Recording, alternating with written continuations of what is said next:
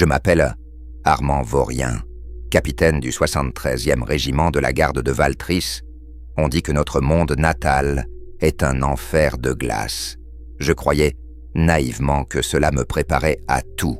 J'avais tort. Nous étions déployés sur Crix Theta, un monde minier de peu d'importance, perdu sur les cartes stellaires de l'administratum. Un caillou glacé, battu par des vents toxiques, bon seulement à fournir des minerais à des mondes plus chanceux. Un front oublié parmi 1000 autres. Cette nuit-là, le vent changea. Je le sentis avant même que les Auspex ne commencent à mourir. Le blizzard se fit silencieux, pas moins violent, simplement plus net, plus tranchant, comme si chaque flocon de neige avait soudain acquis une volonté meurtrière. Je me tenais sur la plateforme d'observation du bastion Gamma 9, manteau serré, Vox Grill collé à la bouche. Ici le capitaine Vaurien. Statut des patrouilles extérieures, un grésillement, puis la voix de la sergente Ilias, habituellement ferme, maintenant tendue. Patrouille Delta 4 ne répond plus, mon capitaine. Dernière transmission, des cris, puis plus rien. Les balises boîtes vitales se sont figées. Figées, pas éteintes. Le détail me frappa immédiatement.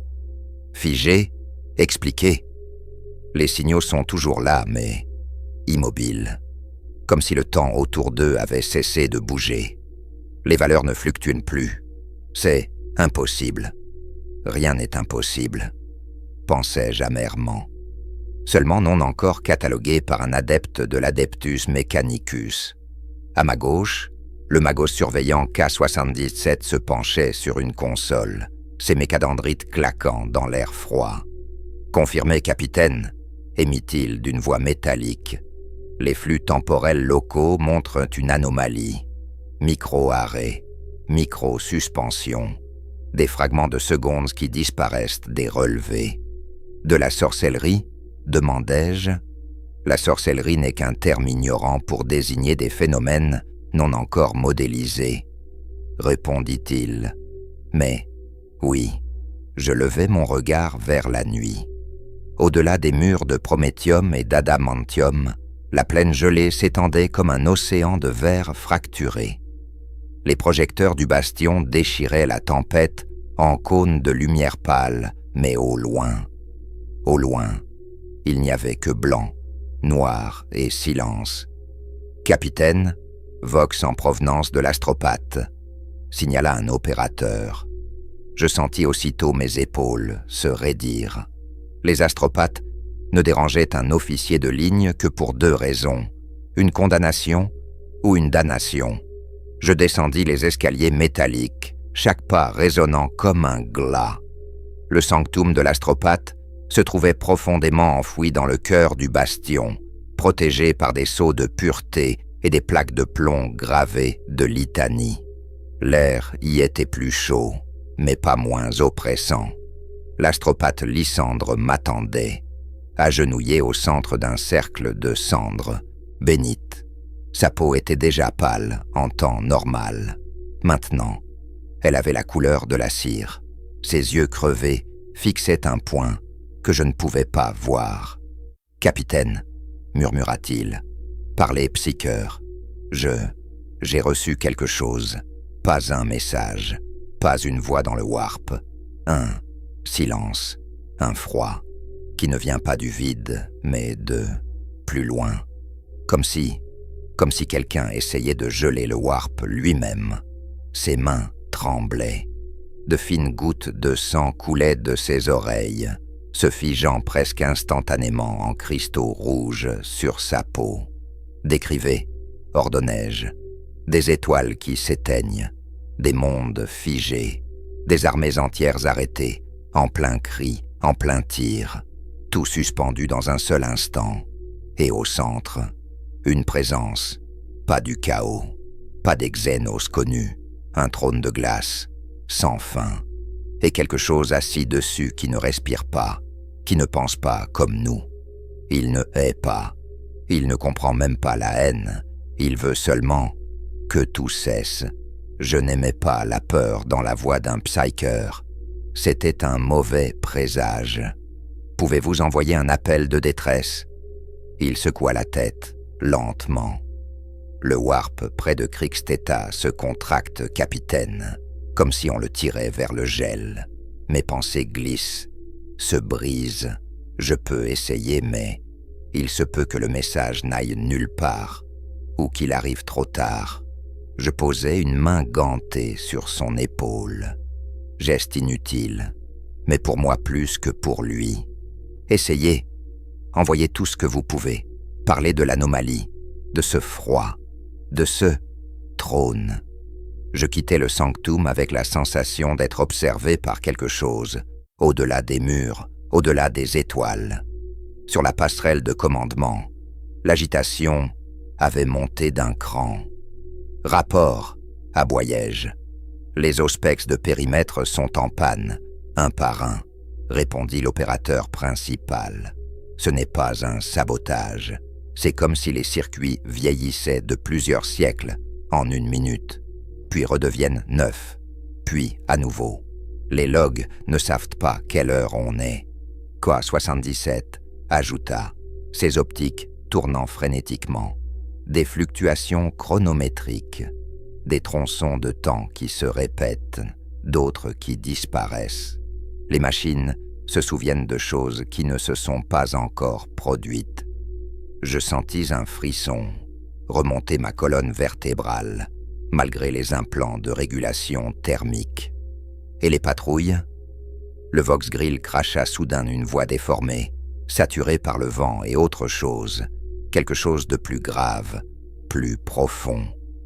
Ici, sergent Ilias, nous avons retrouvé Delta 4. Je me penchai sur le récepteur. Sergente, ici, Vaurien, rapport clair et net. Quelle est la situation? Un moment de silence, puis des bruits de pas, de métal qui craquent. Ils sont debout, mon capitaine. Je fermai les yeux une seconde. Alors ils sont vivants. Non, mon capitaine, ils sont debout. Mais ils ne respirent pas. Le givre les recouvre de l'intérieur. Leurs yeux brillent d'une lueur bleue comme les flammes de plasma, mais froide, très froide. Un hurlement lointain coupa la transmission, le genre de son qu'on n'entend qu'une fois dans une vie, si l'on a de la chance. Pas un rugissement xénos, pas un cri humain, quelque chose entre deux. Sergent Ilias, répétai-je. Répondez. Encore un grésillement, puis un chuchotement presque tendre. Ils avancent vers nous, capitaine, mais leurs pieds ne laissent pas de traces dans la neige. La transmission se coupa. Je me redressai lentement, chaque mouvement mesuré. Ordre à tous les postes, alerte maximale, champ de tir croisé sur les approches nord et est, déploiement des armes lourdes, autorisation d'utiliser le Prométhéum sans restriction, que les prêtres prononcent les litanies de haine. Les cloches d'alarme se mirent à hurler dans tout le bastion. Des centaines de gardes se ruèrent vers les remparts, les flammes des braceros reflétées dans leurs regards déjà fatigués. Je montai à nouveau sur la plateforme. La tempête s'était étrangement calmée. La neige tombait encore, mais verticalement, sans vent. Une fausse paix. Les projecteurs balayèrent la plaine gelée. Au début, je ne vis rien.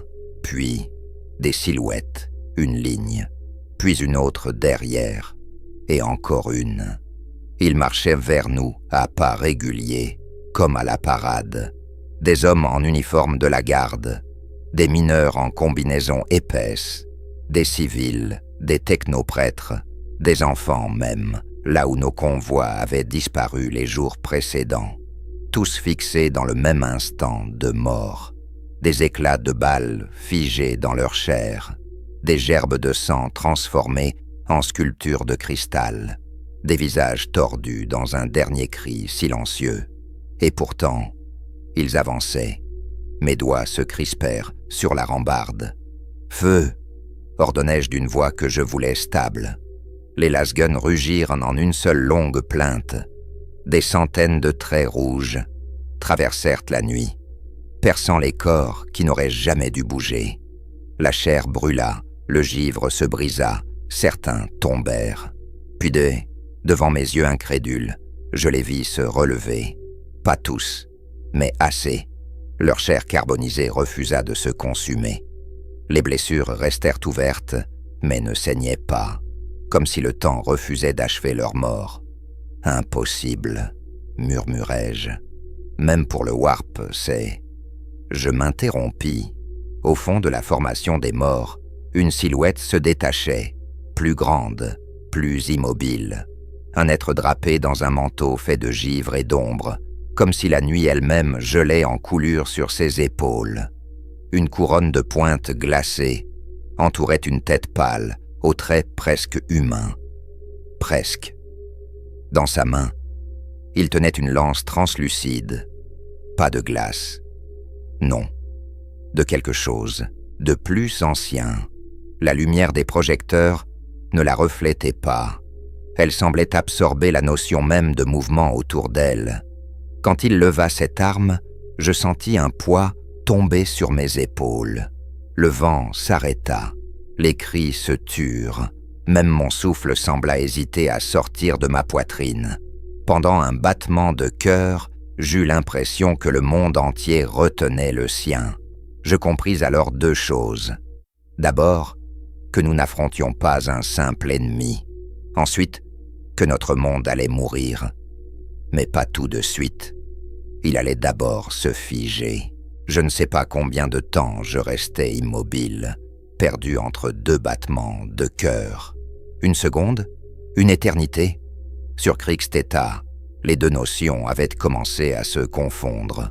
Les morts continuaient d'avancer, pas rapidement, mais inexorablement. Je sentis quelque chose se fissurer au fond de moi. Pas de la peur, non, une certitude froide, comme si mon esprit comprenait soudain que le temps, ce fleuve invisible qui nous porte tous, venait d'être kidnappé par une force étrangère. « Capitaine !» hurla quelqu'un derrière moi. Je me retournai. L'air vibrait. Les augures clignotaient de toutes les couleurs possibles, puis s'éteignirent complètement dans un soupir métallique. Le Magoska 77 convulsait, ses mécadendrites frappant les murs comme des serpents pris de panique. Le flux temporel s'effondre, émit-il en binaire. Impossible, paradoxe, effondrement local de la réalité linéaire, rupture de causalité. Il répétait les mêmes phrases, dans le même ton, avec la même inflexion, exactement les mêmes. Chaque mot identique au précédent, comme un disque rayé. « Il boucle », murmura un sergent. « Non », corrigeai-je, « il est coincé ». K-77 était pris dans une microbulle où les mots se répétaient, prisonnier d'une minuscule fracture du temps. Une boucle d'une seconde, triturée encore et encore, jusqu'à ce que ses circuits en surchauffent. Je l'attrapais par le plastron et le secouais. Aucun effet. Ses optiques clignotaient dans un rythme impossible, comme si elles affichaient simultanément toutes les heures de la journée. Je posai ma main sur son omoplate métallique. « Pardonne-moi » et j'arrachai son câble primaire d'alimentation. Son corps se figea, puis s'écroula, pesant comme du plomb mort. Un silence s'abattit, puis un bruit, un craquement, comme de la glace qui se brise sous un pas. Je levai les yeux vers la plaine. Les cadavres s'étaient arrêtés, tous, comme si quelqu'un avait appuyé sur pause. Puis, lentement, très lentement, ils se remirent en mouvement, mais pas en cadence. Certains avançaient trop vite, d'autres trop lentement, d'autres encore reculaient légèrement avant de reprendre leur marche en avant. Leur mouvement obéissait à une logique que je ne comprenais pas. Peut-être qu'il n'y en avait pas. Peut-être que c'était cela, la logique d'un être qui n'avait aucune notion du temps linéaire. « Tous au poste !» rugis-je. « Préparez les canons, chargez les lance-plasma, stabilisez les champs énergétiques. » Mais déjà, la cohorte de morts approchait des 200 mètres. C'est alors que la silhouette couronnée leva son arme. Je n'aurais pas dû regarder. Je le sais maintenant. La lance de cristal se déploya en un éclat bleuté, comme si elle absorbait le peu de lumière qui restait. Puis une onde jaillit. Pas un rayon, pas une explosion. Une onde, silencieuse. Elle frappa les murs du bastion. Je la sentis passer à travers moi, comme un souffle glacial. Une morsure qui touchait l'âme plutôt que la peau. Un tir d'artillerie détonna dans mon dos. Ou plutôt, aurait dû détonner. La flamme gela en plein jaillissement. Le tir resta suspendu dans l'air, immobile comme une peinture. La fumée figée en vol, les étincelles devenues des bijoux de verre. Par le trône, souffla un soldat. L'artillerie entière venait d'être figée dans un moment unique, prisonnière d'un temps immobile. Je touchai la fumée pétrifiée. Elle se brisa comme du cristal. « Ouvrez le feu !» hurlai-je. Les lasguns répondirent, cette fois sans être figés. La cohorte de morts reçut une pluie de tirs. Des corps se fissurèrent, des membres se détachèrent, des têtes explosèrent. Mais, comme avant, comme toujours, ils se relevèrent. « Capitaine, vox prioritaire, c'est l'astropathe. » Je descendis 4 à 4 les marches vers le sanctum. Lorsque j'entrai, Lysandre n'était plus agenouillé. Il lévitait à 30 centimètres du sol. Des filaments de glace sortaient de sa peau. La moitié de son visage était déjà figé comme un masque de verre. « Capitaine Vaurien, » dit-il d'une voix qui n'était plus la sienne. Je ne peux pas tenir longtemps. Le froid, il n'arrête pas mon cœur. Il arrête mes pensées. Les renforts ont-ils reçu votre message? Il sourit faiblement, et même ce sourire gela sur ses lèvres. J'ai touché quelque chose, une présence impériale, loin, très loin. Peut-être un inquisiteur ou un chapelain de l'Astartés. Je n'ai pas vu son visage. Mais il a entendu. Il arrive. Quand? Demandai-je. Lysandre éclata d'un rire sec. Un rire qui se brisa littéralement en minuscules éclats de glace. « Ah, capitaine, c'est cela le problème. Je ne sais pas quand. Le temps autour de nous n'a plus de sens. » Ces derniers mots moururent sur sa langue. Ses yeux blanchirent. Son corps se cristallisa entièrement. Une statue. Un homme emprisonné dans une seconde éternelle. Je posai mon front contre sa cage thoracique glacée. Ton devoir est accompli, Psycheur. Le reste, c'est à nous de le porter. Je remontais vers la passerelle. Mes bottes crissaient sur une fine couche de givre qui n'y était pas la seconde précédente. Un vent inhabituel soufflait. Un vent qui ne transportait aucune neige, seulement un murmure. Un murmure dans une langue que je ne connaissais pas et que pourtant je comprenais. Un seul mot. Arrête. Lorsque j'atteignis le rempart, les morts étaient à moins de 20 mètres. Et la silhouette couronnée, le roi de l'hiver, du gel, du silence, appelez-le comme vous voulez, était juste derrière eux. Il leva lentement sa lance, et je sus, en mon fort intérieur, que si elle s'abattait, le bastion cesserait d'exister dans le monde des vivants et serait suspendu dans un éternel juste avant. Je braquai mon pistolet plasma. Mes hommes firent de même. Un dernier souffle, un dernier ordre. Pour l'empereur. La lance s'abaissa, et le monde explosa dans un cri silencieux. Quand la lance frappa le sol gelé, le monde se déchira, pas comme lorsqu'un obus explose, pas comme lorsqu'un psyker hurle dans le warp. Non, cette déchirure était silencieuse, un craquement muet, une douleur sans son, un effondrement qui ressemblait à un soupir. Je fus projeté en arrière, mais le souffle de l'explosion ne me toucha jamais. Je le vis venir. Je le vis traverser l'air. Je le vis atteindre mes hommes, la muraille, les armes. mais je ne le sentis pas, parce que tout autour de moi, l'air lui-même s'était ralenti, comme un liquide trop épais, comme si je m'étais enfoncé dans un océan invisible. Je haletais. Les sons sortaient de ma bouche avec un retard d'une demi-seconde. Ma voix semblait prisonnière de bulles qui crevaient trop tard. « Air, regroupez-vous !» hurlai-je, ou croyais-je hurler. Ma propre voix me parvint comme un écho depuis un futur trop lent.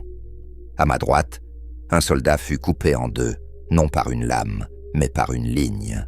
Un simple fil invisible. La frontière entre un fragment de temps figé et un fragment de temps accéléré.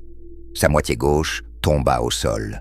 Sa moitié droite resta suspendue dans l'air, figée dans un éternel déséquilibre. Je compris alors que nous n'étions pas attaqués. Nous étions démantelés. La muraille nord se dissout littéralement devant mes yeux. Pas détruite, pas explosée. Elle se fragmenta en millions de particules, chacune prenant un chemin différent, dans une infinité de secondes simultanées. Comme si le bastion vivait toutes ses morts à la fois. Des soldats hurlaient.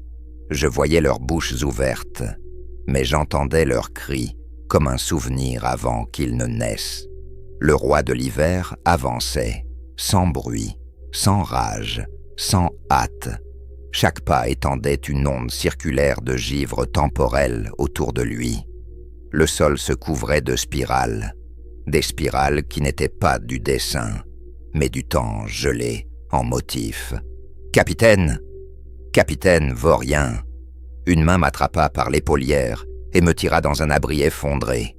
C'était le lieutenant Solas.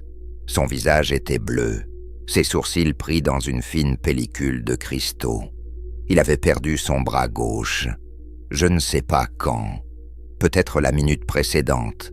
Peut-être une minute qui n'avait jamais existé. « Vous devez quitter la muraille !» hurla-t-il dans un mélange de terreur et de folie. « Ce n'est plus une bataille, c'est quelque chose qui réécrit la durée. » Une secousse fit trembler le sol, mais elle sembla durer 3 secondes de trop. Je me redressai. Ma main était engourdie. Je regardais mes doigts. Ils bougeaient avec un très léger décalage, comme si une partie de moi répondait avant moi, ou après moi. « Où sont les survivants ?» demandai-je. « Les escouades Delta et Sigma sont piégées dans le secteur ouest, mais, capitaine, il n'y a plus vraiment de ouest. » Je sortis, refusant d'écouter sa panique. Il avait raison. Le bastion n'était plus une structure. C'était un champ de distorsion. Des couloirs s'allongeaient, puis se raccourcissaient. Des escaliers descendaient vers un étage qui n'existait pas avant. Des portes s'ouvraient sur des pièces qui contenaient des versions plus jeunes ou plus vieilles des mêmes soldats. Et parmi tout cela, les morts avançaient, toujours en silence, toujours dans cette chorégraphie infernale où chaque pas semblait tiré d'un monde différent. Un soldat apparut soudain devant moi. Je ne l'avais jamais vu auparavant. Il me regarda, les yeux écarquillés. « Capitaine Vaurien ?» demanda-t-il. « Oui, je suis le soldat Miliès du 132e, année 244, M41. Où suis-je? Où est mon escouade ?» Mon sang se glaça. « 132e? Oui, capitaine, je... » Il s'arrêta. Il regarda sa main, puis son torse. Il pleura. Non pas de douleur, de compréhension. « Je suis mort, n'est-ce pas ?» Il leva ses yeux vers moi. « Je suis mort il y a longtemps. » Avant que je ne puisse répondre, il se fragmenta en poussière, comme si quelqu'un venait de fermer la seconde à laquelle il appartenait. Je restais debout, immobile, tâchant de ne pas céder à la panique. « Empereur, » murmurai-je, « dans quel cauchemar avez-vous laissé votre galaxie tomber ?» Une explosion retentit, la première explosion réelle depuis le début de cette folie. Je levai les yeux. Un éclair violet déchira le ciel, une rafale antimatière. le genre de tir qu'aucune arme du bastion ne pouvait produire. Puis une silhouette apparut dans les nuages, massive, gravée de sceaux d'exorcisme, portant les couleurs argentées d'un ordre que seuls les ennemis les plus abominables faisaient sortir de Titan. Solas tomba à genoux en pleurant d'un soulagement hystérique. Les chevaliers gris. Je restai debout, incapable de détourner le regard, car un deuxième vaisseau sortit du warp derrière le premier, plus sombre, plus sinueux, étiré par des glyphes impossibles, et un troisième, corrodé, pustuleux, vomissant des nuages de pourriture warpique. Tsunch et Nurgle, murmurai-je. 3 puissances, 3 forces que tout opposait, et pourtant, toutes attiraient ici. Que se passe-t-il ici? Souffla Solas. Je posai une main sur son épaule. Quelque chose bien pire qu'une invasion. Quelque chose que même le chaos veut arrêter. Je tournai les yeux. Le roi de l'hiver leva la tête vers les vaisseaux en approche. Aucune expression, aucune peur, aucun intérêt. Ses yeux, je ne pourrai jamais les oublier. Pas bleus, pas glacés, pas lumineux. Non, ils étaient vides. Pas comme le vide spatial, comme le vide avant que l'espace existe. Et dans ce regard, je compris enfin la vérité. Cet être n'était pas venu pour conquérir, ni pour détruire. Il était venu pour effacer, pas la vie, pas la matière, mais la durée. Effacer ce qui fait que les choses commencent et finissent. Il voulait un univers où rien ne change jamais. Un univers où rien ne naît, où rien ne meurt, où tout est figé dans un instant parfait, un éternel jamais plus. Puis il fit un geste, un seul, et tout recommença à mourir. Le ciel se teinta d'un violet malade, d'un bleu spectral et d'un vert pestilentiel. 3 couleurs qui n'auraient jamais dû cohabiter. 3 présences, que même le warp gardait habituellement séparées, de peur qu'elles ne déchirent la réalité par leur simple proximité. Les chevaliers gris, les sorciers de Tsunch, les engeances de Nurgle, tous convergeaient vers Krixteta, pas pour nous sauver, pas pour nous détruire, mais parce qu'ils avaient senti ce que j'avais déjà compris dans les yeux du roi de l'hiver. Quelque chose de plus ancien que le chaos lui-même venait d'ouvrir les yeux. Je dus me cramponner à un pilier lorsque le premier Thunderhawk des chevaliers gris descendit en flammes argentées, traversant des couches d'atmosphère qui se tordaient comme des voiles. Les runes, sur sa coque, pulsaient pour repousser un gel invisible. J'eus à peine le temps de distinguer les silhouettes massives des Astartes dans la soute avant qu'un choc temporel n'écrase tout autour de moi. Le sol se divisa en 3 versions différentes. Une gelée, une en train de fondre, une déjà solidifiée 1000 ans dans le futur. Je perdis l'équilibre, mais mon corps tomba, en retard. Je touchai le sol 2 secondes après avoir chuté. Je jurai. Je ne suis pas un psycheur, je ne suis qu'un officier humain. Je n'aurais jamais dû être capable de sentir le temps. Et pourtant, il coulissait autour de moi comme du sable froid entre mes doigts. « Capitaine Vaurien !» cria Solas derrière moi. « Une fissure temporelle. Éloignez-vous. Trop tard. » Un éclair d'énergie psychique s'abattit, suivi d'un rugissement qui fit vibrer mes implants auditifs. Les chevaliers gris venaient d'entrer en scène. Ils atterrirent autour du bastion, formant une formation parfaite malgré les distorsions qui tordaient la réalité. Leur simple présence imposait un ordre absolu, un ancrage dans la réalité. Là où leurs bottes n'ont pas envie de se poser, le temps cessait de trembler. La voix de leur Justicar résonna dans nos vox saturés. « Ici, Justicar Malchion, forces impériales, reculez. Ce conflit dépasse vos capacités. » Je pris mon micro. « Ici le capitaine Armand Vaurien, 73e de Valtris. Avec tout le respect dû à Titan, Rien ne dépasse nos capacités lorsqu'il s'agit de mourir pour l'empereur. » Un silence, puis un léger ricanement sur la fréquence. « Acceptez, capitaine. Tenez position et ne regardez jamais le centre de la zone d'impact. » Je compris immédiatement pourquoi. Un portail de Tzench s'ouvrit sur notre flanc gauche, éclatant comme une blessure dans le ciel. Des sorciers en armure émeraude et or en sortirent, portés par des courants de magie changeante.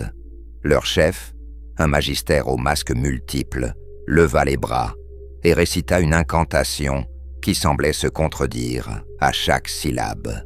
Son pouvoir heurta l'air. La neige se mit à remonter vers le ciel, comme si le monde se souvenait soudain qu'elle n'était jamais tombée. Un tir de boltée psychique jaillit. Les chevaliers gris ouvrirent le feu. Les sorciers répondirent par des flammes changeantes. Entre eux, le roi de l'hiver ne bougea pas d'1 millimètre. Il observait, calme, patient, comme s'il avait déjà vu 1000 fois cette scène se dérouler. Puis les nuages virèrent au vert. Une barge de la Death Guard s'écrasa dans la plaine, vomissant des centaines de marines gonflées de pustules, suintant des fluides qui gelaient avant de toucher le sol. Le seigneur pestilent, un monstre gonflé de bubons, leva un encensoir qui dégoulinait de bile corrosive. La gelée éternelle est une insulte au grand-père. Sa voix résonnait comme un gargouillis de poumons en décomposition. La stagnation, ce n'est pas la vie, ce n'est pas la mort, c'est une moquerie. Il vomit un torrent d'acide qui bouillonna sur la glace sans la faire fondre.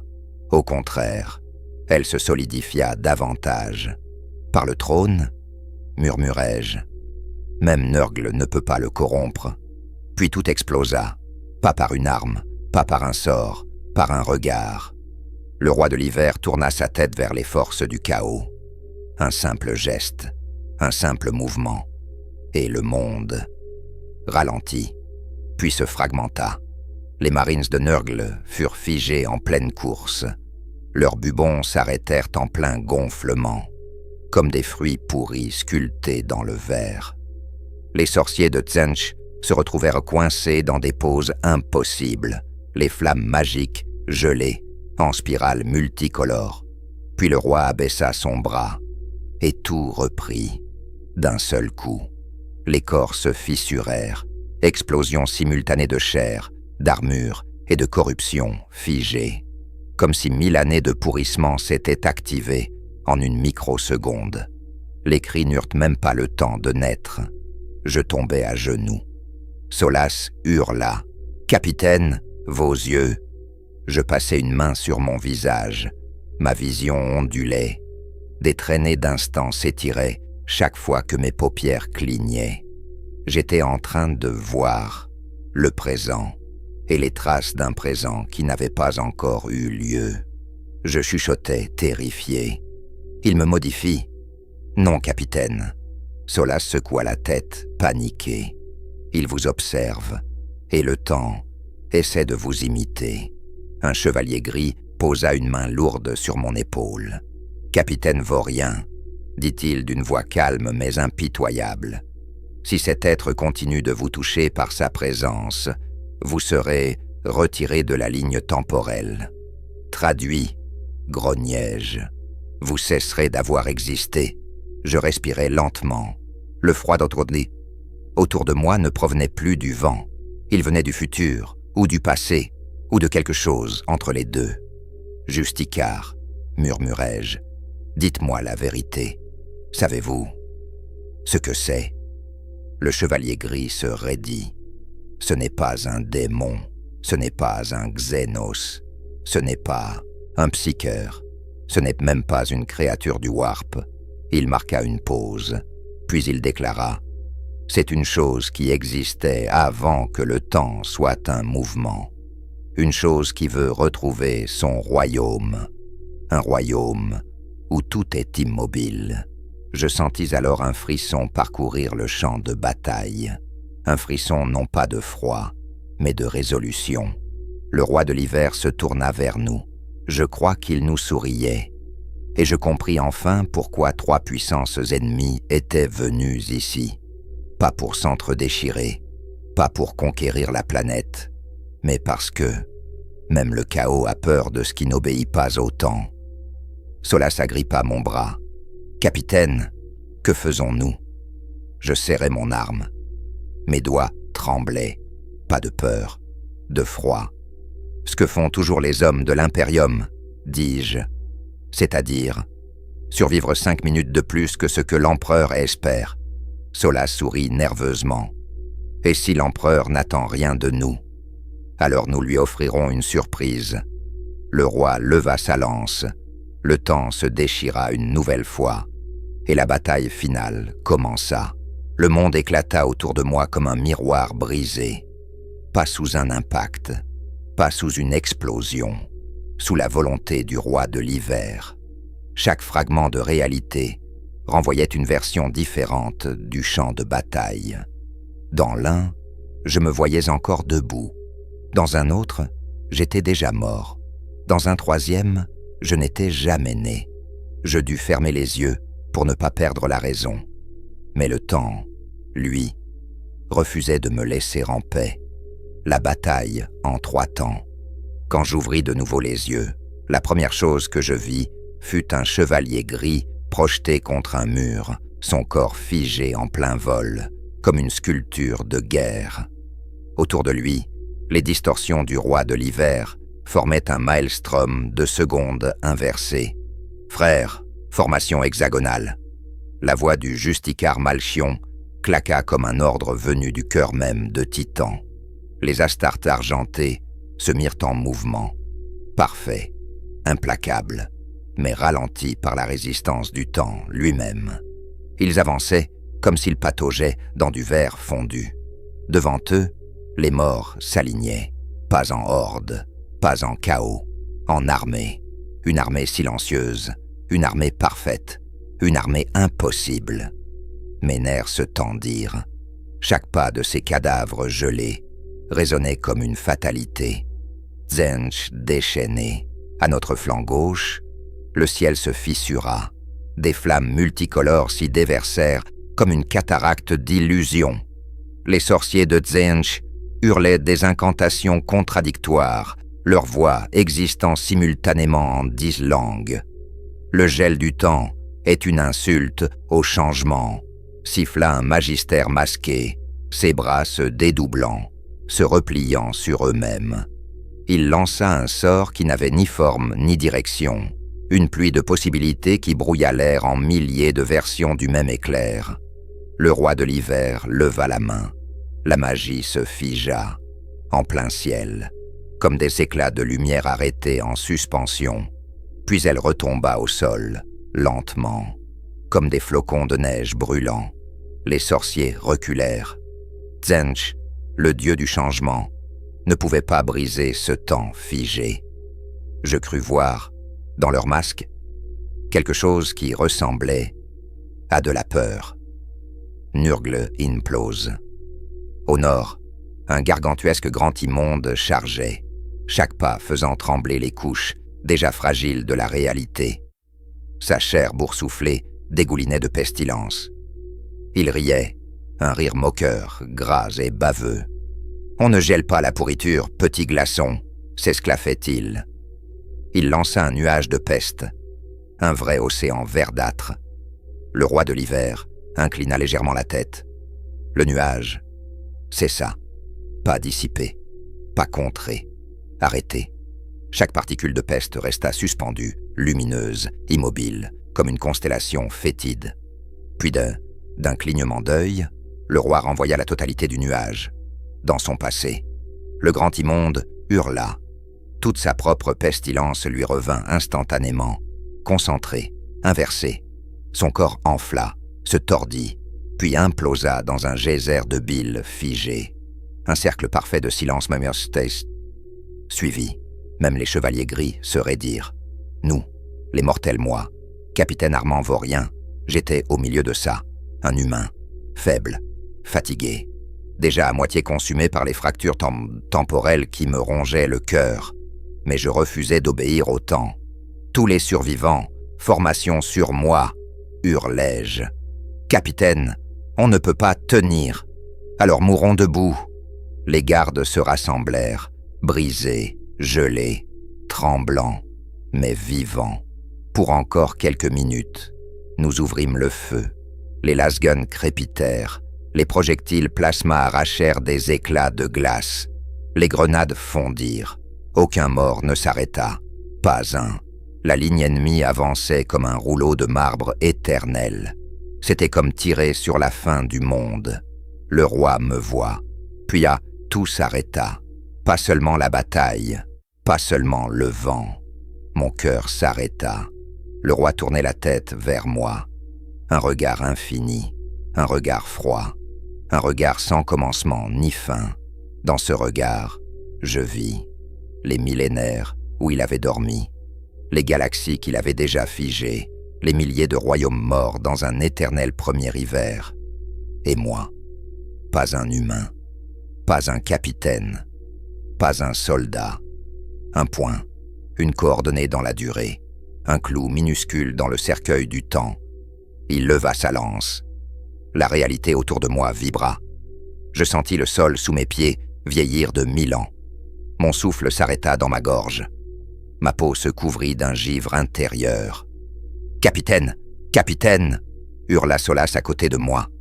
Je voulus répondre. Ma langue était figée. Le roi de l'hiver s'avança encore, et je sus qu'il ne me tuait pas. Il me prélevait, me retirait de la durée, me transformait en mémoire fossilisée. Je n'avais plus de passé, je n'avais plus d'avenir, je n'avais plus de temps, juste un instant, un dernier instant. Puis une explosion psychique retentit, brisant la glace dans mon esprit. Un chevalier gris venait de plonger son hallebarde dans la barrière temporelle qui me retenait. Le Justicar Malchion hurla. Aucun serviteur de l'empereur ne tombera ainsi. Le monde revint d'un coup. Je respirais. Je tombais à genoux. J'existais encore. Mais je savais maintenant une chose certaine. Il m'a choisi. Le roi de l'hiver avait posé son regard sur moi. Et lorsqu'un être qui ne connaît pas le temps te choisit, il ne te laisse jamais partir. Je respirais encore. Je bougeais encore. J'existais encore. Mais pas entièrement. Quelque chose en moi était resté sous la glace, un fragment de ma durée, un éclat de mon moi qu'il avait touché, prélevé, le roi de l'hiver, l'être sans temps. Il m'avait marqué comme un chasseur marque une proie, et chaque seconde qui passait vibrait comme une corde prête à rompre. Le silence, entre deux cris, le champ de bataille, était devenu un enchevêtrement d'instants contradictoires. Les morts avançaient dans 3 directions différentes. Les sorciers de Tseentch se dédoublaient, mouraient, ressuscitaient, se métamorphosaient en versions futures d'eux-mêmes. Les Marines de Nurgle gonflaient, fondaient, se fossilisaient, puis s'évaporaient. Les chevaliers gris luttaient dans un présent qui menaçait de se défaire sous leurs pieds. Et au centre, lui, immobile, majestueux, irréel, le roi. Il marchait comme on tourne une page, sans bruit, sans poids, comme si la réalité n'était rien d'autre qu'un livre écrit pour lui. À chaque pas, de nouveaux cadavres se relevaient, pas par magie, pas par corruption, mais parce qu'il leur retirait leur dernier moment de mort. Il inversait seulement cet instant. Il le dépliait, puis le retirait de la durée. Et les morts revenaient, éternels, figés dans leur dernière marche. Les chevaliers gris se sacrifièrent pour une seconde. Le Justicar Malchion planta sa Walebarmen, sa hallebarde dans la glace fracturée, et cria « Frères, frappez-moi de vos volontés !» Les chevaliers gris s'agenouillèrent. Leur armure argentée rayonna comme 1000 étoiles mourantes. Un instant, je crus sentir la galaxie entière vaciller. Puis je compris. Ils tentaient de créer un ancrage temporel. Une seule seconde qui ne pourrait pas être gelée. Une seconde, inviolable. L'air trembla. Le sol se fissura. Le warp hurla à travers mes dents. Puis Malchion leva les yeux vers moi. « Capitaine Vaurien, oui, il vous veut. Je sais. Alors fuyez. C'est notre seule stratégie. » Je restai interdit. « Vous voulez que moi, un simple mortel, je serve d'appât ? » Oui, il n'y avait aucune hésitation, aucun doute, aucune compassion, juste de la logique. « Vous êtes connecté à lui, » dit le Justicard. « Vous êtes devenu une balise, une faille dans laquelle il a planté son essence. » Je serrai les dents. « Et vous voulez qu'il me suive ?» Malchion hocha la tête. « Pendant que nous préparons le rituel pour sceller la zone, pas le tuer, jamais, mais l'emmurer dans un fragment de temps, où il restera seul, sans matière ni âme à figer. » Je restai silencieux. Puis j'hochai la tête. « Très bien. Capitaine, » dit Solas horrifié, « vous ne pouvez pas. Je n'ai jamais eu le luxe de pouvoir, seulement celui de devoir. » Quand il me regarda encore, je fis un pas vers lui, et il tourna la tête, aussitôt, comme si j'étais la seule chose vivante sur ce monde, comme si mon souffle dessinait des lignes visibles dans la durée. Les morts, les sorciers, les démons, les chevaliers gris, tout devint flou autour de lui. Il n'y avait plus que nous deux. Je murmurai « Me voici ». Il s'approcha. Chaque pas était un glas silencieux. Je sentis mon cœur se fragmenter en 3 instants différents. Un battement futur qui n'arriverait jamais. Un battement présent qui se dissolvait. Un battement passé qui se répétait. Je suffoquais. « Allez, viens, pensai-je. Viens me prendre. » Et il vint. La lumière se dissipa autour de lui. Le champ de bataille disparut. Il ne restait plus que nous. Et un couloir de glace formé par le temps lui-même. Je fis un pas en arrière. Il fit un pas en avant. Je compris alors une vérité simple, absolue, terrifiante. Ce n'était pas un chasseur, c'était un collectionneur. Et j'étais devenu un instant qui l'intriguait. Je cours. Le temps suit. Je me retournai enfin. Je courus. Pas pour survivre. Je savais que ce n'était pas possible. Je courus pour créer un sillage. Un mouvement que les chevaliers gris pourraient suivre. Un instant que les sorciers de Tzench verraient. Une trace que même Nurgle pourrait sentir. Je devais amener le roi assez loin, assez profondément, pour qu'il puisse fermer la prison temporelle. Je courais. Je tombais. Je revenais en arrière. Je recourais. Je mourais un instant. Je me relevais dans un autre.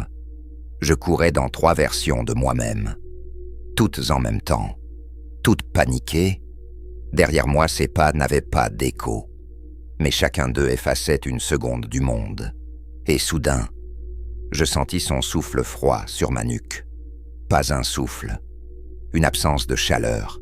Une intention. Il était là, à 1 millimètre de me toucher. « Vaurien !» appela une voix dans mon vox. « Ici !» haltai-je. « 3. Je suis prêt. 2. Faites-le. 1. La réalité explosa. Un cercle psychique s'ouvrit sous mes pieds. Un vortex argenté, béni, incandescent. Une prison temporelle directement tirée des rites de Titan. Les chevaliers gris venaient de déclencher le rituel. Je tombais dedans comme dans un puits cosmique. Le roi me suivit. Nous fûmes aspirés ensemble, dans un instant qui n'appartenait à personne. Et la bataille, dehors, reprit d'un seul coup, comme si un poids venait d'être retiré du monde. Mais, pour moi, le monde venait de disparaître. Je tombais, longtemps, ou peut-être pas du tout. Dans cet endroit, il n'y avait plus de chute, plus de distance, plus de durée, seulement un glissement, comme si mon existence dérapait sur une glace infinie. Le vortex psychique m'engloutissait, ses parois argentées se contractant et se dilatant comme les poumons d'un géant mort depuis des millénaires. Les sceaux des chevaliers gris pulsaient encore, mais faiblement, très faiblement. J'avais l'impression d'entendre leurs prières, non pas comme des voix, mais comme des ondes de chaleur perdues dans le froid éternel. Puis je touchai le sol, ou ce qui tenait lieu de sol, une surface plate, translucide, gelée non par l'hiver, mais par l'absence de mouvement. Je mis une minute, ou un siècle, à comprendre. J'étais dans un instant figé, un seul, un instant gigantesque, étiré, fossilisé, sans avant ni après. Un mausolée de secondes, et derrière moi, ou devant moi, ou partout, il arriva. Il n'a pas besoin de marcher. Le roi de l'hiver émergea dans la prison comme si elle l'avait toujours contenu. Ses pieds ne touchaient pas la surface, ou peut-être que la surface se déplaçait pour lui. Autour de lui, le vortex se refermait lentement. Le rituel fonctionnait, mais pas assez vite. Il me regarda, toujours ce regard vide, cette absence totale d'intention. Une absence pire que la haine, pire que la folie, pire que la corruption. Parce que l'absence signifie que l'on ne compte même pas comme ennemis. Nous n'étions pas des adversaires, nous étions des phénomènes, des accidents, de la poussière dans un éternel hiver. Je sentis mes souvenirs se boursoufler sous la pression. Un fragment se craquela, puis un autre. Il essayait de remonter mon passé, de fouiller dans ma durée intérieure, de comprendre pourquoi j'existais. Ma voix vibra, gelée à moitié. Si vous essayez de me prendre, vous n'y arriverez pas. Mes mots s'étirèrent dans l'air, ralentis, distordus. Il répondit, pas en son, pas en langage, en un seul concept projeté dans ma conscience. Tu as déjà été pris. Je tombais à genoux. Mes passés se brisèrent. Le sol sous moi résonna d'un bruit de verre fissuré. Un souvenir s'effondra, celui de ma première bataille sur Valtrice. Les corps, la neige, le sang, tout devint poussière. Comme si cela n'avait jamais eu lieu. Puis un autre, mon frère tenant ma main, effacé, dissous, puis ma mère, puis mes serments, puis les visages de mes hommes.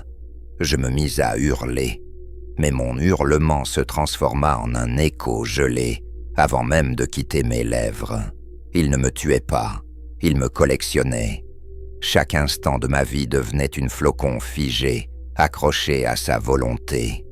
Je ne pouvais ni bouger ni penser sans qu'il ne le sache. Un battement de cœur me sauva. Alors que tout sombrait, un son éclata dans le vide. Un battement.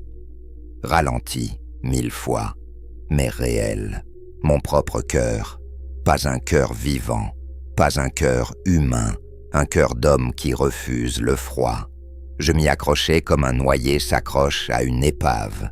Il tourna la tête, intrigué. Une fissure se forma dans le sol, puis une deuxième, puis une troisième. Quelque chose frappait la prison temporelle depuis l'extérieur. Un choc psychique, pur, argenté. Une intention indomptable. Puis une voix qui fendit l'éternité comme une épée. « Vaurien, tenez bon. Le Justicar Malchion. » Les chevaliers grais tentaient de me récupérer. Le roi de l'hiver se redressa. Son intérêt se porta non plus sur moi, mais sur eux. Il leva sa lance, et tout vibra. La prison commença à céder. Les murs d'argent se brisèrent comme de la glace sous une pression trop forte. Des éclairs de givre se propagèrent. Le rituel se détériorait. Si la prison éclatait totalement, le roi sortirait, libre, plus puissant, ayant compris comment déjouer la durée utilisée contre lui. Et les chevaliers gris mouraient de façon rétroactive, effacés dans le passé, dans le futur, partout.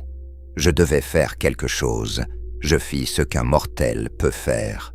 Je me redressai, mon souffle glacé, mon temps fragmenté, mon esprit presque perdu.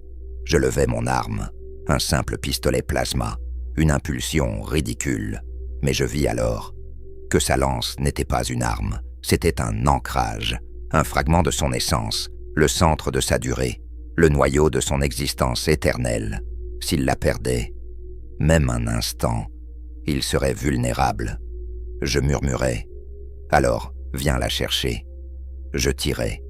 Le plasma frappa non pas le roi, mais sa lance.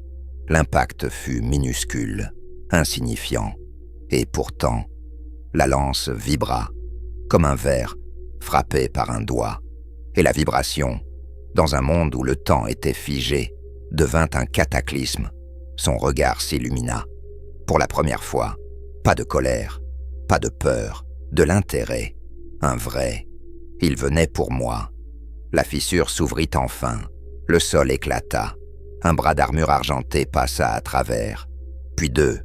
Les chevaliers gris cherchaient à entrer dans la capsule temporelle. Je hurlai. « Ici, vite !»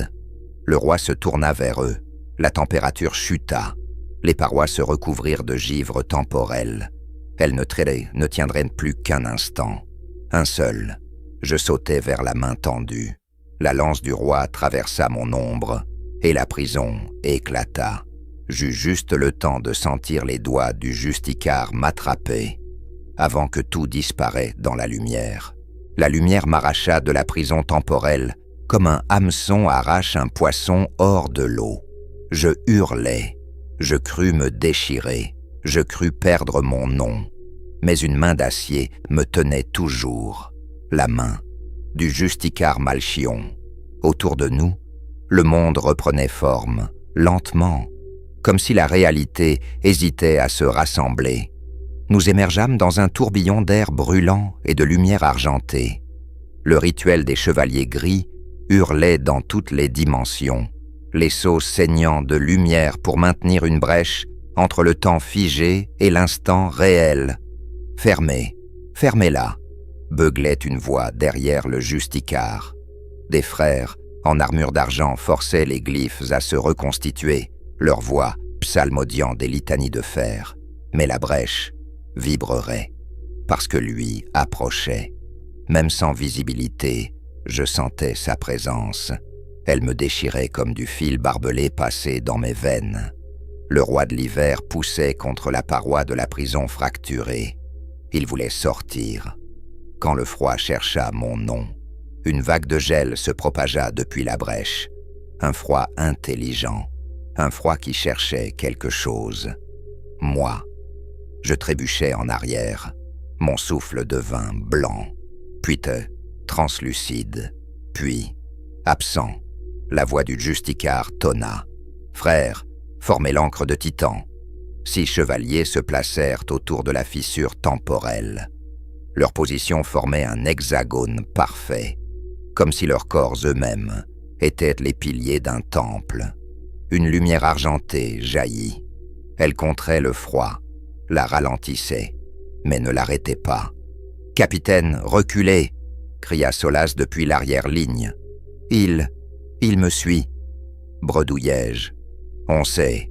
répondit-il. « Non, Solas. » Je secouai la tête, tremblant. « Ce n'est pas moi qu'il suit.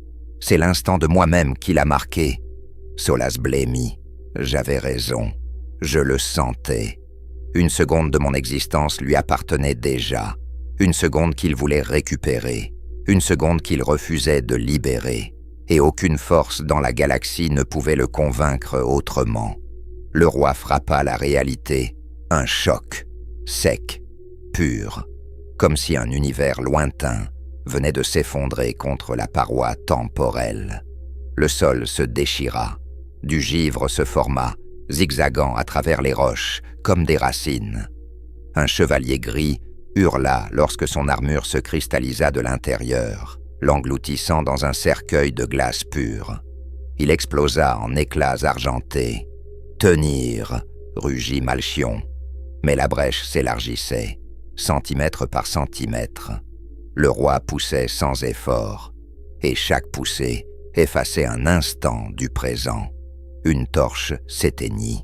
Un soldat devint soudain beaucoup plus vieux. Un autre se retrouva enfant, terrifié, avant de disparaître entièrement. Une ligne entière de sacs de sable, de vin, poussière. Le temps mourait autour de nous. Il devait sortir, ou être scellé. « Préparez l'ultime saut !» ordonna Malchion. Les chevaliers hésitèrent. « Justicar, l'ultime saut, nous tuerait tous !» dit l'un d'eux. « Peut-être, » répondit Malchion, « mais si nous ne l'activons pas, il effacera ce monde, puis un autre encore. » Il se tourna vers moi. Son regard derrière le casque était imprévisible. Mais sa voix fut humaine. « Capitaine, écoutez-moi. Vous êtes notre seul lien avec l'être. La seconde qu'il vous a prise, vous pouvez encore la lui reprendre. »« Comment ?» haletai-je. « Je ne peux même pas respirer normalement. Vous devez réaffirmer votre durée, votre identité, votre passé. » Je fis un rire brisé. Il l'a mangé. « Alors recréez-le. » Le Justicar plaça une main sur ma poitrine. Une onde psychique traversa mon âme, fouillant dans mes cicatrices, dans mes regrets, dans mes fautes. Souvenez-vous, capitaine. Souvenez-vous de qui vous étiez, de qui vous êtes, de pourquoi vous combattez. Je fermai les yeux, et un à un, les souvenirs commencèrent à revenir. Le visage de ma mère, le sourire de mon frère, le jour où j'ai juré fidélité à l'empereur, le premier tir que j'ai jamais tiré, les soldats tombés sous mon commandement, les nuits blanches, les doutes, les sacrifices, les espoirs. Ils revinrent comme un torrent brûlant. Je repris mon nom, je repris mon temps, je repris ma seconde perdue. Le roi de l'hiver s'arrêta, juste un instant, mais cet instant suffisait. Maintenant, hurla Malchion, le saut ultime. Les chevaliers activèrent le rituel final. Une lumière blanche déchira le monde, plus froide que le gel, plus brûlante que le plasma, plus pure que la foi. La réalité se referma sur le roi. Il poussa une vague d'énergie glacée qui me transperça. Je crus mourir. Je crois que je suis mort. Mais le seau claqua comme un piège, et la brèche se referma. Le roi de l'hiver hurla. Pas un son, un tremblement dans l'étoffe du temps. Puis, il fut enfermé. Dans un instant, un seul, un éternel, un jamais plus. La lumière s'évanouit, le froid cessa. Je tombai à genoux, haletant. Les survivants. Le Justicar retira son casque. Un homme, fatigué, brisé, mais vivant. « C'est fini » murmura-t-il. « Non » dis-je lentement. « Non, ce n'est pas fini. » Il se tourna vers moi, surpris. « Que voulez-vous dire » Je levai les yeux vers le ciel. Il était noir, mais pas naturellement noir. Un noir, comme un gouffre, parce qu'au-delà de cette planète, je sentais encore le frémissement de quelque chose qui s'approchait. Ce n'était pas un conquérant, dis-je dans un souffle. « Alors quoi » demanda Malchion. Je déglutis. « Un fuyard » Le Justicar pâlit. « Fuyant quoi » Je murmurai terrifié. « Quelque chose qui fait même peur à un être sentant. Quelque chose qui le chassait. Quelque chose de plus froid, de plus ancien. » Je regardais l'horizon. Une fissure infime vibrait dans le firmament. Et une voix glaciale chuchota dans mon esprit. « Tu n'as fait que retarder la nuit finale. » Je frissonnais. Nous avions gagné une bataille, mais l'ennemi que nous venions de sceller n'était que la proie, et son chasseur approchait déjà.